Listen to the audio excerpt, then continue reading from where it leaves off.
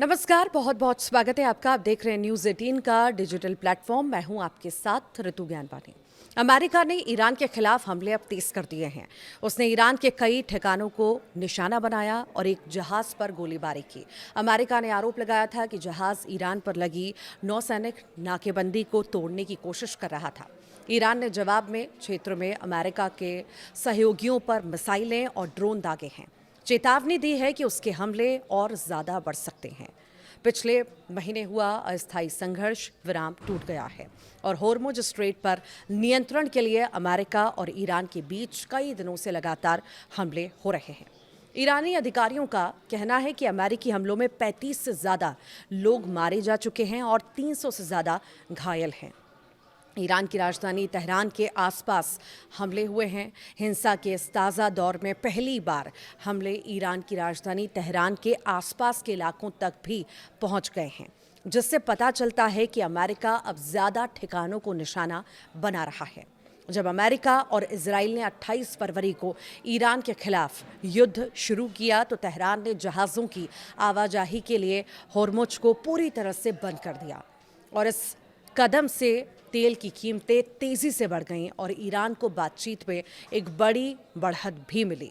ईरानी सेना के खातम अल अंबिया सेंट्रल हेडक्वार्टर के प्रवक्ता कर्नल इब्राहिम जुल्फगारी ने धमकी दी कि अगर अमेरिका राष्ट्रपति डोनाल्ड ट्रंप की बार बार दी गई चेतावनियों पर अमल करते हुए ईरान के पुलों और पावर प्लांट पर हमला करता है तो ईरान क्षेत्र के सभी इंफ्रास्ट्रक्चर पर बड़े पैमाने पर हमला कर सकता है।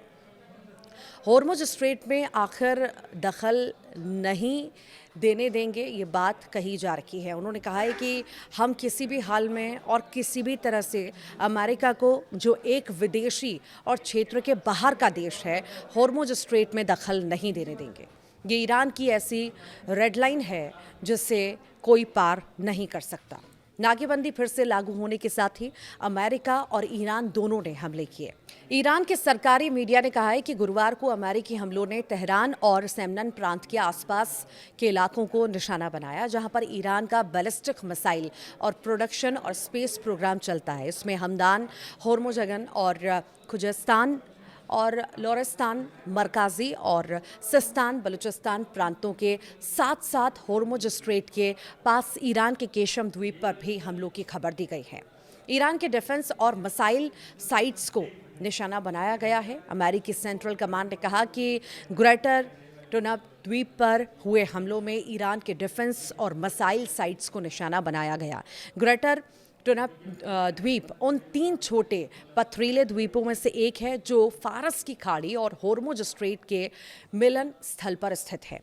इन द्वीपों पर, जिन पर ईरान ने 1971 में उस इलाकों से कब्जा किया था जो बाद में संयुक्त अरब अमीरात बना, और ईरान का होर्मुज पर काफ़ी नियंत्रण बना हुआ है। अमेरिकी सेना ने यह भी कहा कि उसने खुराकाओ के झंडे वाले एक तेल टैंकर को तब बेकार कर दिया जब वो ईरान के मुख्य तेल निर्यात टर्मिनल की ओर जा रहा था। जहाज द्वारा कई चेतावनियों को नज़रअंदाज करने के बाद उस पर मिसाइलें जो है दागी गई। यहाँ पर इन्फेंट्री ब्रिगेड की बैरक पर हमला हुआ है। ईरानी सरकारी टेलीविजन की रिपोर्ट के मुताबिक बुधवार को एक और अमेरिकी हमले में सिस्तान बलूचिस्तान प्रांत में ईरान की 388वीं मैकेनाइज्ड इन्फेंट्री ब्रिगेड की बैरक को निशाना बनाया गया, जो टैंक और बख्तरबंद गाड़ियां चलाती है। रिपोर्ट में यह भी कहा गया कि हमले में 7 लोग मारे गए, जिनमें अनिवार्य सैन्य सेवा वाले सैनिक और पेशेवर सैनिक दोनों शामिल थे। रात भर हुए ड्रोन हमलों की निंदा ईरान ने की है और गुरुवार को बहरीन, जॉर्डन और कुवैत पर मिसाइल और ड्रोन से हमले किए। इन देशों में अमेरिकी सेना की मौजूदगी है और इन हमलों से हुए नुकसान या हताहतों के बारे में तुरंत कोई जानकारी नहीं मिली है।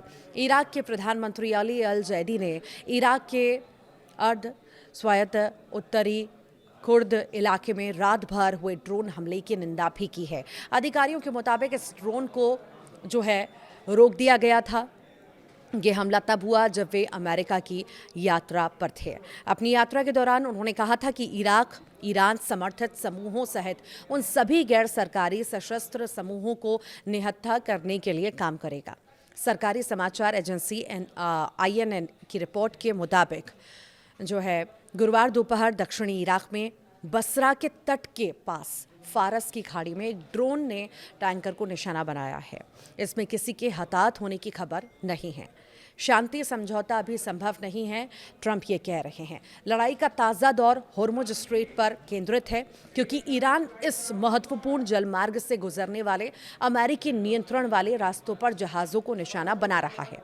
समुद्री data firm Lloyd's List Intelligence के अनुसार महीने की शुरुआत में होर्मुज से होने वाले कार्गो शिपमेंट में लगभग 1/4 की गिरावट आई थी और ये गिरावट जवाबी हमलों में हालिया बढ़ोतरी से पहले की गई थी।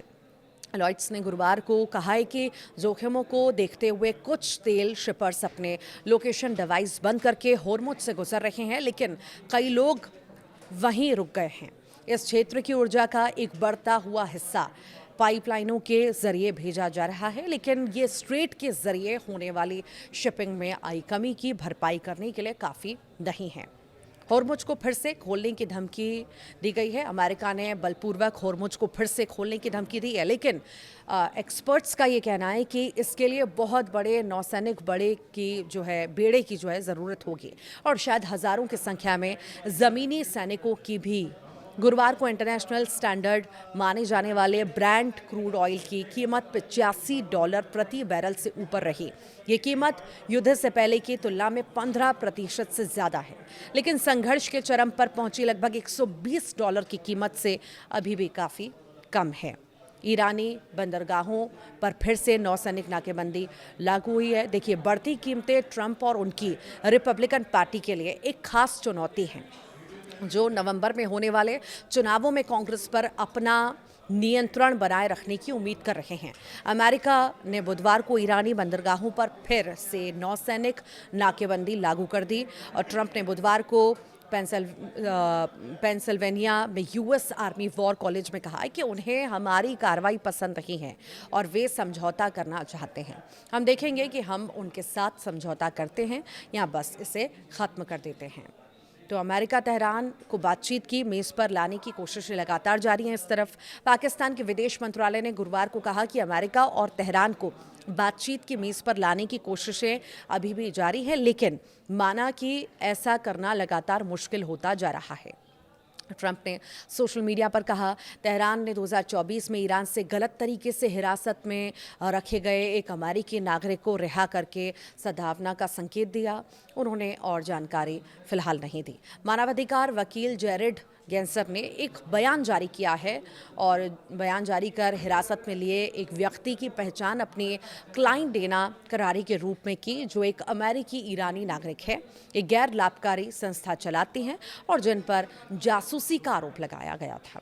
ईरान ने तुरंत रिहाई की पुष्टि नहीं की और उनके मामले के बारे में सार्वजनिक रूप से जानकारी नहीं थी, जैसा कि कभी-कभी इस्लामिक गणराज्य में हिरासत के मामले में होता है।